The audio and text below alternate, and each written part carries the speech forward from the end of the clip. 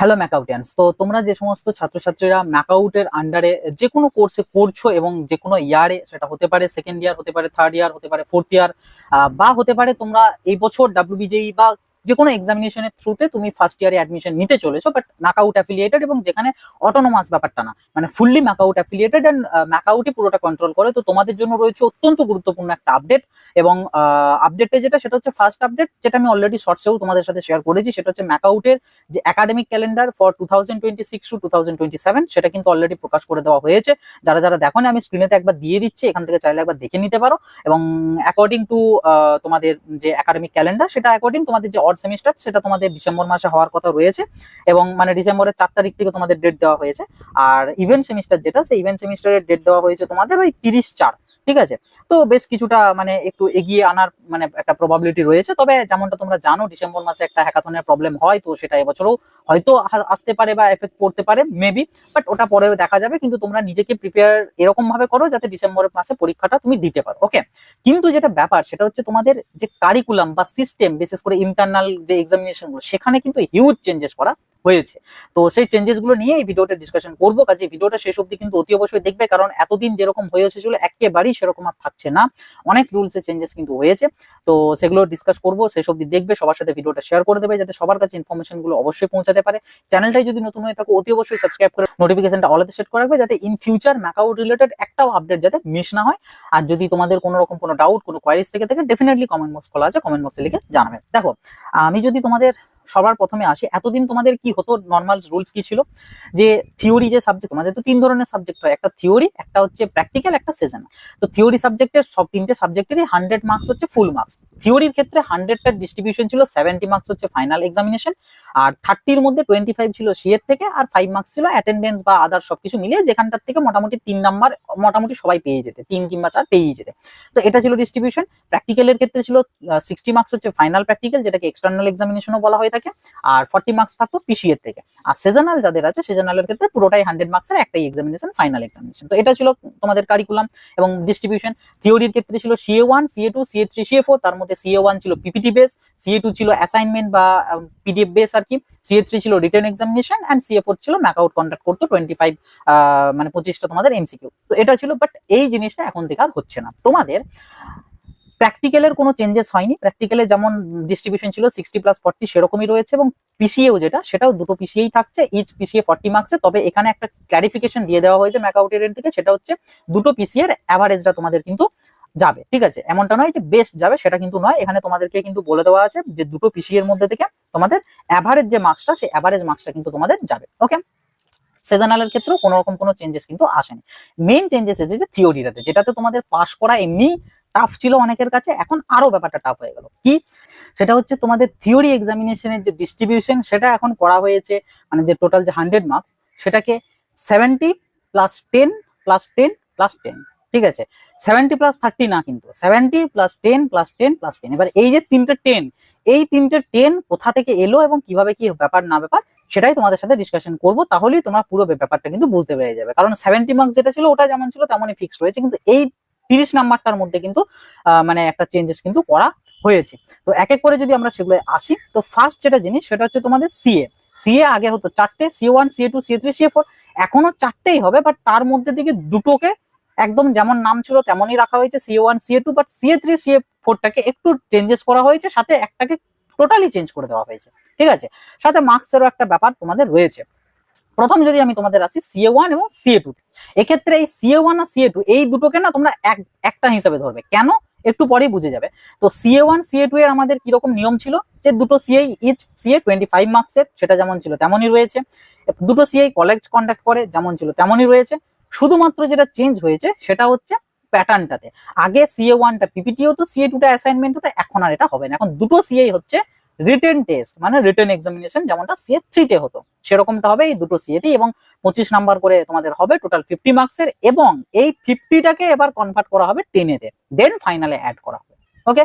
তো এখান থেকে এবার বুঝতে পারছো যে দুটো সিএ, এই যে C1, CA2 দুটোই দেওয়া ম্যান্ডেটরি না, যে কোনো একটা দিলেই হবে, কিন্তু দুটো এই কারণেই তোমাকে দিতে হবে যাতে তোমার মার্কসটা একটু বাড়ে। কারণ তুমি ধরো একটা দিলে, একটাতে যদি তুমি 25-এর মধ্যে 25ও যদি তুমি পাও, আমি ধরে নিলাম ফুল মার্কস পেলে, আরেকটা দিলে না, তাহলে কিন্তু যখন তোমার আউট অফ 10-এ মার্কস যাবে, কত যাবে? মার্কসটা যাবে কিন্তু 5। ঠিক আছে। এখানে যদি তুমি আরেকটা সিএ অ্যাটেন্ড করলে, জাস্ট অ্যাটেন্ড করলে 10 নাম্বার হয়তো পেলে, তাহলেও কিন্তু তোমার ওটা 6 বা 6.5 এর মতন কিন্তু তুমি মার্কসটা পেয়ে যেতে। তো ওই জন্য দুটো সিএ এখন থেকে দেওয়ার চেষ্টা করবে, আদারওয়াইজ নিজেরই কিন্তু একটু স্ট্রাগল করতে হবে ফাইনালে মার্কসটা টানতে বা জিপিএটাকে একটু মেনটেন রাখতে। তো এটা গেল তোমাদের ফার্স্ট দুটো। ওই জন্য বললাম এই দুটো সিএ কে তোমরা একটা হিসেবে ধরবে, কারণ হবে দুটো আলাদা আলাদাই, যেমন গ্যাপে হতো, কখনো 1 মাস, কখনো 20 দিন, কখনো পরের দিন, সেরকম গ্যাপেই হবে, কিন্তু দুটোর একসাথে ক্যালকুলেশন হবে মাসটা, এবং দুটোরই যাবে, এমনটা নয় যে বেস্ট, এটা কিন্তু নয়। ওকে, তো এটা হলো ফার্স্ট থিং। এবং ওই দিকের যে তিনটে 10 বললাম, 10+10+10, তার মধ্যে প্রথম কার 10টা, বাকি দুটো 10 কি বলছি। বাকি দুটো 10 এর মধ্যে নেক্সট যে 10টা, মানে প্রথম 10 মানে মিডিলের 10টা, সেটা হচ্ছে তোমাদের নাম দেওয়া হয়েছে ইসিএ, অর্থাৎ এন সেমিস্টার সিএ। এটা কি? এটা হচ্ছে CA4টাকে অ্যাজ ইট ইজ তুলে দেওয়া হয়েছে। CA4 এর কি নিয়ম ছিল? ম্যাকআউট কন্ডাক্ট করবে, 25 নাম্বারের হবে, 25টা এমসিকিউ থাকবে, 40 মিনিট টাইম থাকবে, একদম সেম অ্যাজ ইট ইজ রয়েছে এটাকেও।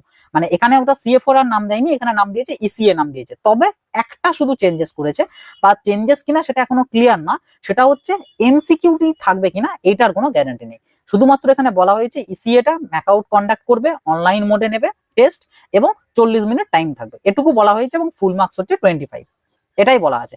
এমসিকিউ থাকবে নাকি অন্য কিছু থাকবে এটা কিন্তু এখনো ক্লিয়ার করা হয়নি। তো আশা রাখবো এমসিকিউ হয়তোবা থাকবে, কারণ অলরেডি তো দুটো টেস্ট দিচ্ছি, রিটেন টেস্ট। তো সেই জায়গায় এটা আশা রাখছি ইন্টারনাল, মানে এই যে ইন্টারনালটা ইসি, এটা আশা রাখছি এমসিকিউ টেস্টই হবে, বাট বাকিটা দেখা যাক। কিন্তু এখানে এই যে 25 মার্কস, এই 25টাকে আবার কনভার্ট করা হবে হচ্ছে তোমাদের 10-এতে, ঠিক আছে। 10-এ কনভার্ট করা হলো, চলে গেল তোমাদের সেকেন্ড 10টা, 2 নম্বর 10 চলে গেল। এবার পড়ে রইলো তোমাদের লাস্ট 10। এই শেষ 10টা কি?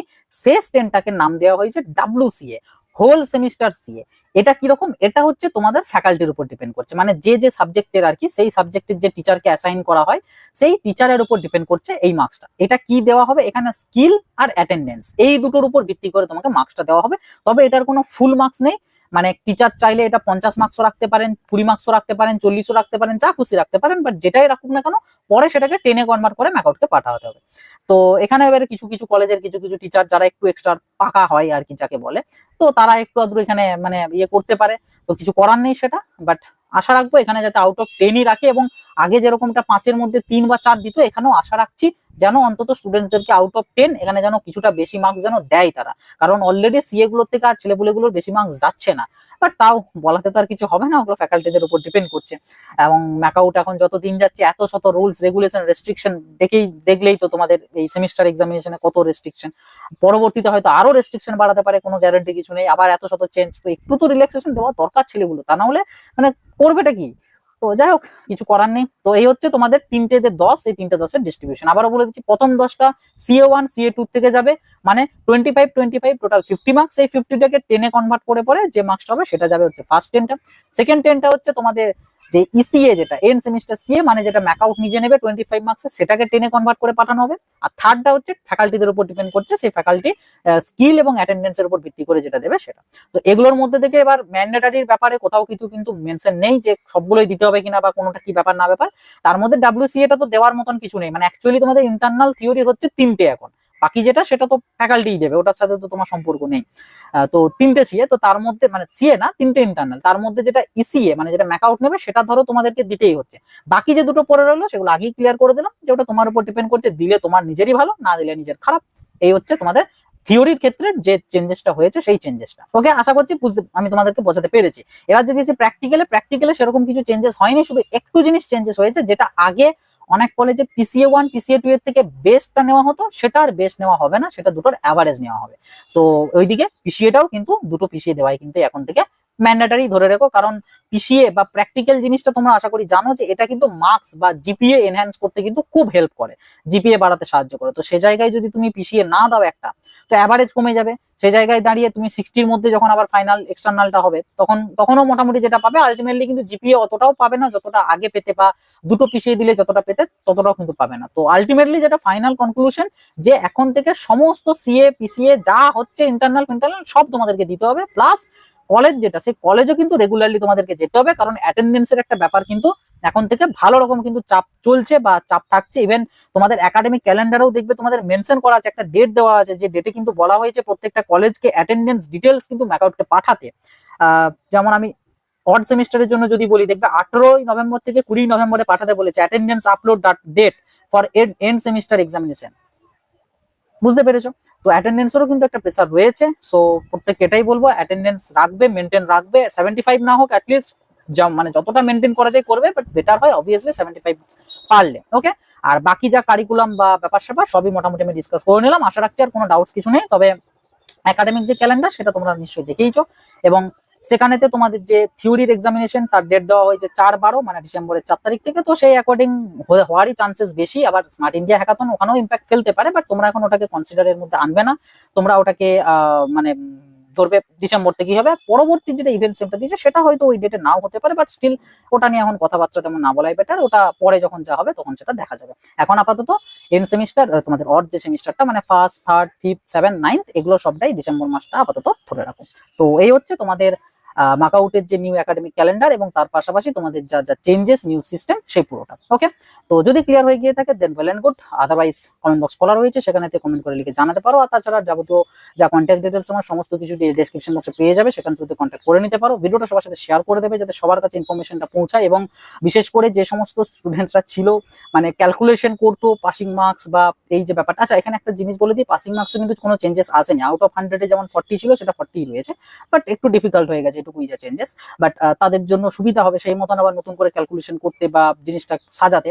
আর এটা কিন্তু সবার জন্য অ্যাপ্লিকেবল হচ্ছে, মানে যারা এখন ধরো 4th ইয়ারে উঠলে তাদের জন্য অ্যাপ্লিকেবল, যারা 3rd এ উঠলে তাদেরও অ্যাপ্লিকেবল, যারা 2nd এ তাদেরও, যারা এবছর নতুন WBJ থ্রু অ্যাডমিশন নিচ্ছ বা আদার্স কোনো কিছু থ্রুতে, তো তাদের জন্য অ্যাপ্লিকেবল থাকছে। তো সবার জন্য অ্যাপ্লিকেবল কিন্তু হচ্ছে। তো যাই হোক, সবার সাথে শেয়ার করে দেবে, আর ভিডিওটা ভালো লাগলে অবশ্যই একটা লাইক করে দেবে, এবং চ্যানেলটা যদি নতুন হয় থাকে অতি অবশ্যই সাবস্ক্রাইব করে নোটিফিকেশনে ক্লিক করে অল সেট করে রাখবে, যাতে ইন ফিউচার কোনো ম্যাকআউট রিলেটেড আপডেট যেন একেবারেই মিস না হয়। আর আমাদের হোয়াটসঅ্যাপ চ্যানেলে যারা জয়েন হয়নি অতি অবশ্যই জয়েন হয়ে যাবে, লিংক ভিডিও ডেসক্রিপশন বক্সে পেয়ে যাবে, কারণ ম্যাকআউট সংক্রান্ত আপডেট ওখানে সবার প্রথম পেয়ে যাবে। এই যে ম্যাকআউটের যে আপডেটটা এটা কিন্তু অলরেডি আমি দুপুরবেলাতে সেখানে জানিয়ে দিয়েছি। তো অবশ্যই চ্যানেলটা যারা জয়েন হয়নি জয়েন হয়ে যাবে, লিংক ডেসক্রিপশন বক্সে এবং ভিডিওর প্রথম পিন কমেন্টে আমি দিয়ে রেখেছি। তো এই ছিল আর কি আজকের ভিডিও, আবার দেখাবে নতুন একটা ভিডিওতে। সকলে ভালো থাকবে, সুস্থ থাকবে, বাই।